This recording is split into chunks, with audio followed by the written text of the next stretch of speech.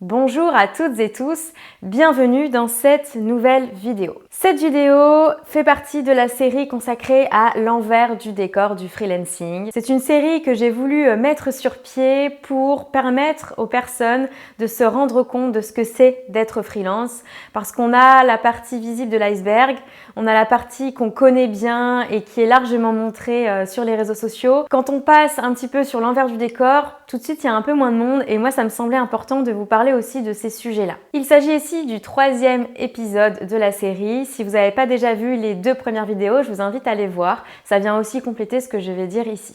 Alors déjà, je dois vous parler du titre de cette vidéo que j'ai souhaité intituler « L'éternel recommencement ». Ce titre en dit déjà très long sur ce dont on va parler aujourd'hui. Pour moi, il y a un sujet qui est très important à prendre en compte quand on est freelance, particulièrement dans mon cas, donc vraiment des freelances qui changent de mission régulièrement, c'est cette partie où c'est un éternel recommencement. Je pense qu'on ne se rend pas bien compte avant de le vivre, mais en fait, qui dit recommencement dit à la fois quelque chose de très chouette d'un point de vue créatif. Moi, je suis ravie de commencer des nouvelles missions à chaque fois. Je trouve que voilà, on rentre dans un nouveau projet, on discute avec un autre client, donc c'est souvent source de créativité. En revanche, l'autre côté, c'est que du coup, eh bien, on doit toujours tout redémarrer à zéro. C'est extrêmement énergivore, vraiment. On est toujours en train de se vendre finalement. On doit toujours montrer de quoi on est capable auprès du client. On doit toujours montrer qu'on est au top. On doit toujours montrer qu'on a confiance en nous. Ça fait 7 ans que je travaille sur un modèle de mission client assez court dans le temps. Et en fait, à chaque fois, même si les personnes me connaissent, même si les prospects me connaissent déjà, il y a quand même cette première partie, ce premier contact où on doit vraiment tout donner. Le premier contact que j'ai avec mes prospects, ça consiste en le fait d'essayer aussi de comprendre la problématique, surtout celle-ci. Avant même de se vendre, c'est aussi comprendre la problématique de son client. Et ça, comprendre la problématique, ça demande beaucoup d'énergie. Il faut rentrer dans le projet en fait. Quand vous passez de un domaine industriel avec la vente de composants pneumatiques par exemple, ça c'est une histoire vraie, à une application sur le développement du jeune enfant, les univers sont complètement différents. Les personnes, les porteurs de projets sont aussi complètement différents. Ils n'ont pas les mêmes personnalités. On rentre vraiment dans des domaines qui sont complètement différents. Des fois, j'avoue, moi je me dis, en fait, c'est une boucle sans fin. C'est-à-dire qu'on ne peut jamais s'arrêter, se reposer sur ses acquis. Il faut toujours voilà, aller chercher de nouveaux prospects aussi et donc recommencer cette boucle. C'est aussi en partie pour ça que durant cette année, donc l'année 2022, à l'heure où je vous fais cette vidéo, que j'avais décidé de prendre une mission longue. Parce qu'en général, moi, mes missions, c'était autour de, on va dire, entre 1 et 3 mois. J'étais fatiguée de ça. J'ai eu une période là où j'avais envie de me poser aussi. J'étais fatiguée de devoir consacrer beaucoup d'énergie. J'avais moins d'énergie sur le fait d'aller chercher les infos, d'aller piocher les infos auprès du client, du prospect, faire un devis, essayer de montrer une méthode, etc. C'est pour ça que j'ai aussi accepté une mission longue, une mission de 8 mois, où là, du coup, j'ai pu vraiment me consacrer à mon cœur de métier. La partie prospection et jusqu'à la signature du devis, c'est une partie qui génère beaucoup d'adrénaline chez moi.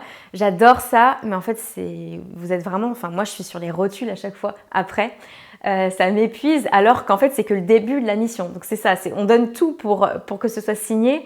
Mais ensuite, après, il y a vraiment la mission qui démarre, donc on s'arrête pas là. La solution que j'ai trouvée pour alléger un petit peu tout ça et reprendre un peu de mon énergie, c'est d'essayer d'allonger la durée de mes missions de temps en temps. Et puis, quand j'ai repris assez d'énergie, repartir sur des missions plus courtes. Après, c'est quelque chose que j'adore aussi, comme je vous le disais, c'est vraiment le fait de recommencer. On est vraiment sur une énergie nouvelle, moi je trouve. C'est comme si on faisait table rase du passé, des projets précédents qui se sont plus ou moins bien passés et se dire, là, au moins, on redémarre quelque chose. Et tout est possible. Donc voilà, c'est pas à prendre à la légère. Je pense que quand vous voulez vous mettre en freelance, quand vous êtes freelance sur ce modèle en fait de mission assez courte, il faut vraiment avoir de l'énergie. Il faut que vous ayez de l'énergie pour vous vendre constamment, parce que c'est aussi ce qui fait que moi j'ai jamais manqué de clients, c'est parce que j'ai cette énergie. Il y a des moments où je l'ai plus ou moins, mais là clairement cette année je l'avais pas du tout et en fait j'avais plus envie de ça. Et je pense que quand on n'a pas l'énergie pour faire cet éternel recommencement, c'est là où ça peut être compliqué, ça peut impacter aussi le business et le chiffre d'affaires parce qu'on est moins dans la vente, on est moins dedans en fait. Et les prospects, ils vous loupent pas en général, ils sont vachement réceptifs à tout ça.